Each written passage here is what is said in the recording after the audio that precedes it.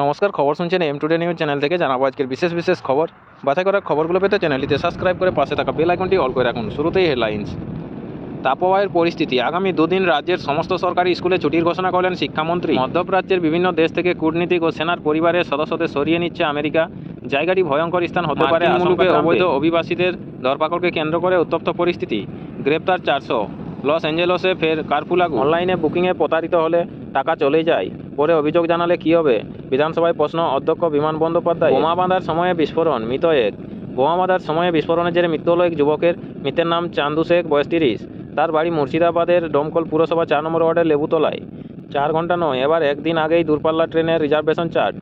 Allopathy Ayurveda মিলিয়ে mixopathy, কেন্দ্রের উদ্যোগের বিরোধিতায় চিকিৎসক সংগঠন। পেট বড় বালাই, আখের খেতে কাজ পেতে অস্ত্রোপচার 843 জন মহিলার। মহারাষ্ট্রের বিদের পরিযায়ী শ্রমিকদের দুর্দশার। আপনারা তখন শুনলেন আজকের সংবাদ শিরোনাম। আসবো বিস্তারিত খবরে। আহমেদাবাদে বিমান দুর্ঘটনা, 250 জনের বেশি মৃত্যুর আশঙ্কা। ফ্লাইটে ছিলেন গুজরাটের প্রাক্তন মুখ্যমন্ত্রীও। আহমেদাবাদ 12 জুন, মাত্র 7 মিনিটেই সব শেষ। টেক অফের পরেই দুর্ঘটনার কবলে পড়ল এয়ার ইন্ডিয়ার 787 থেকে 88 ড্রিম লাইনারের ফ্লাইট। বড়সড় দুর্ঘটনার জেরে মৃত্যু হয়েছে কমপক্ষে 250 জনের। আজ বৃহস্পতিবার দুপুরে আহমেদাবাদ এয়ারপোর্ট থেকে টেক অফ করার পর ভেঙে পড়ে লন্ডনগামী এয়ার ইন্ডিয়ার যাত্রীবাহী বিমান। সূত্রের খবর, সেই বিমানে ক্রু ও পাইলট সহ ছিলেন 242 জন যাত্রী।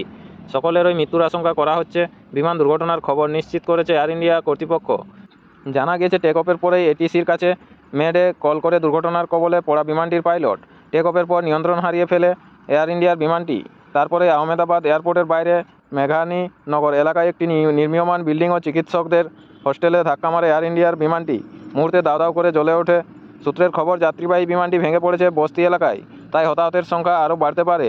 এয়ার ইন্ডিয়ার এই বিমানটি গুজরাটের আহমেদাবাদ থেকে যাচ্ছিল লন্ডনের গেটউইক এয়ারপোর্টে।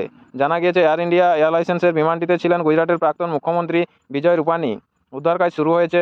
গুজরাট পুলিশের তরফে জানানো হয়েছে যে চিকিৎসকদের হোস্টেলে বিমানটি ধাক্কা মারে।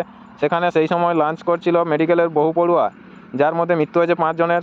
জখম বহু, তাদের ভর্তি করা হয়েছে হাসপাতালে। এয়ার ইন্ডিয়ার তরফে জানানো হয়েছে, দুর্ঘটনার কবলে পড়া বিমানটিতে 169 জন ভারতীয়, 53 জন ব্রিটিশ, 7 জন পর্তুগিজ ও 1 জন কানাডিয়ান নাগরিক ছিলেন।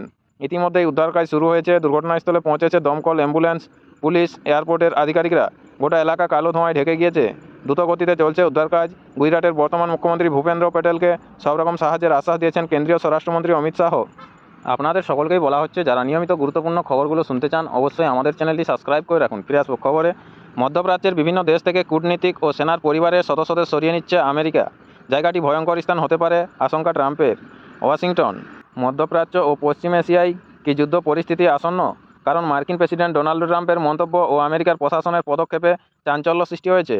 গতকাল বুধবার একটি অনুষ্ঠানে গিয়ে ট্রাম্প বলেন, পশ্চিম এশিয়া ও মধ্যপ্রাচ্যের বিভিন্ন জায়গা থেকে মার্কিনী সেনাদের পরিবারের সদস্য ও কূটনীতিকদের সরিয়ে নেওয়া হচ্ছে। পশ্চিম এশিয়ার কয়েকটি দূতাবাস থেকে অন্যত্র সরানো হচ্ছে মার্কিন আধিকারিকদেরও, কারণ ওই জায়গাটি ভয়ঙ্কর স্থান হয়ে উঠতে পারে। পরিস্থিতি কী দাঁড়ায় তা আমরা দেখব। আমরা আপাতত সরে যাওয়ার নির্দেশ দিয়েছি। সূত্রের খবর, ইরাকে থাকা মার্কিন দূতাবাস থেকে আংশিক কর্মীদের ও কূটনীতিকদের সরে আসার নির্দেশ দেওয়া হচ্ছে ট্রাম্প প্রশাসনের তরফে। সঙ্গে তাদের পরিবারের সদস্যদেরও নিরাপদ স্থানে যেতে নির্দেশ দেওয়া হবে। মধ্যপ্রাচ্য, আরব, বাহরিন ও কুয়েত থেকে মার্কিনী আধিকারিকদের ও সেনার পরিবারের সদস্যদের সরে যেতেই নির্দেশ দেওয়া হয়েছে ট্রাম্প প্রশাসনের তরফে। এই বিষয়ে একটি নির্দেশিকা জারি করেছেন মার্কিন প্রতিরক্ষা সচিব পেটে হেগসেথ। তবে পশ্চিম এশিয়ায় কি যুদ্ধ আসন্ন? ফের অশান্ত হয়ে মধ্যপ্রাচ্য, আমেরিকা টার্গেট কি ইরান? এই প্রশ্নগুলি এখন ঘুরপাক খাচ্ছে আন্তর্জাতিক মহলে। পশ্চিম এশিয়া ও মধ্যপ্রাচ্য থেকে সেনার পরিবারের সদস্যদের ও দূতাবাসের কর্মী এবং কূটনীতিকদের মার্কিন প্রশাসনে সরে যাওয়ার নির্দেশের অন্যতম কারণ ইরানের সঙ্গে আমেরিকার তিক্ত সম্পর্ক। ইরানের পরমাণু অস্ত্রভান্ডার নিয়ে নিশ্চিন্ত আমেরিকার প্রেসিডেন্ট ডোনাল্ড ট্রাম্প। তিনি আগেই বারবার বলেছিলেন, পরমাণু অস্ত্র নিয়ে ওয়াশিংটনের সঙ্গে চুক্তি করতে হবে তেহরানকে। সেই নিয়ে দুই দেশের মধ্যে একাধিকবার হয়েছে বৈঠকও, কিন্তু কোনো সমাধান সূত্র বের হয়নি। তারপরেই ফের ট্রাম্প জানিয়েছেন, ইরান পরমাণু অস্ত্র রাখতে পারে না, আমরা কোনোভাবেই তাতে অনুমতি দেব না। তারপরেই আমেরিকা তরফে এই পদক্ষেপ চিন্তা বাড়িয়েছে সর্বত্র। সূত্রের খবর, ইসরায়েল ইরানে হামলা চালানোর জন্য প্রস্তুতি নিচ্ছে। তেমনটা হলে ফের অশান্ত হতে পারে পশ্চিম এশিয়া তথা গোটা মধ্যপ্রাচ্য। সূত্রের খবর, ইসরায়েল যদি ইরানে হামলা চালায়, তাহলে পাল্টা তেহরান ও ইরাকে আমেরিকা দূতাবাসে লক্ষ্য করে প্রত্যাঘাত করতে পারে। এমনকি মধ্যপ্রাচ্যে তথা গোটা পশ্চিম এশিয়ায় যেখানে সেখানে আমেরিকার দূতাবাস রয়েছে, সেখানেও হামলা চালাতে পারে ইরান। সেই কারণেই আগাম পদক্ষেপ হিসেবে মার্কিনী সেনা আধিকারিক, কর্মী ও কূটনীতিকদের সপরিবারে মধ্যপ্রাচ্য ও পশ্চিম এশিয়ার দেশগুলি থেকে সরে যেতে বলা হচ্ছে। আসবো পরবর্তী খবরে। অনলাইনে বুকিংয়ে প্রতারিত হলে টাকা চলে যায়, পরে অভিযোগ জানালে কী হবে? বিধানসভায় প্রশ্ন অধ্যক্ষ বিমান বন্দ্যোপাধ্যায়ের। কলকাতা। আজ বৃহস্পতিবার বিধানসভায় প্রশ্ন উত্তর পর্বে সাধারণ মানুষের সাইবার ক্রাইমের হাত থেকে রক্ষা পাওয়ার উপায় নিয়ে একাধিক প্রশ্ন ওঠে। সম্প্রতি দেখা গিয়েছে অনলাইনে বিমানের টিকিট কেটে ঠকতে হয়েছে বেশ কিছু গ্রাহককে। মোটা টাকা দিয়ে বিমানের টিকিট কেটে নির্ধারিত সময়ে বিমানবন্দরে পৌঁছে জানা গিয়েছে যে টিকিট বুকিং হয়নি, অর্থাৎ ভুয়ো পোর্টাল বা ওই ধরনের কিছু বানিয়ে টিকিট বুকিংয়ের নামে ঠকানো হয়েছে। এই ধরনের ঘটনা এড়াতে তথ্য প্রযুক্তি দপ্তর কলকাতা পুলিশের জন্য কাজ শুরু করেছে। এই মর্মে আলোচনা চলাকালীন বিধানসভার অধ্যক্ষ বিমান বন্দ্যোপাধ্যায় জানতে চান, শুধু বিমান নয়, অনলাইনে হোটেল বুকিংয়ের নাম করেও তো মানুষকে ঠকানো হচ্ছে। এই নিয়ে কী পদক্ষেপ করা হচ্ছে? এই ক্ষেত্রে বুকিং করার আগে হোটেলের ফোন নম্বর জেনে নিয়ে সেখানে ফোন করে নিলে এমন অনলাইন প্রতারণার হাত থেকে রক্ষা পাওয়া যেতে পারে। সেই সঙ্গে পুলিশকে জানানোর বিষয়টিও উঠে আসে প্রশ্ন উত্তর পর্বে।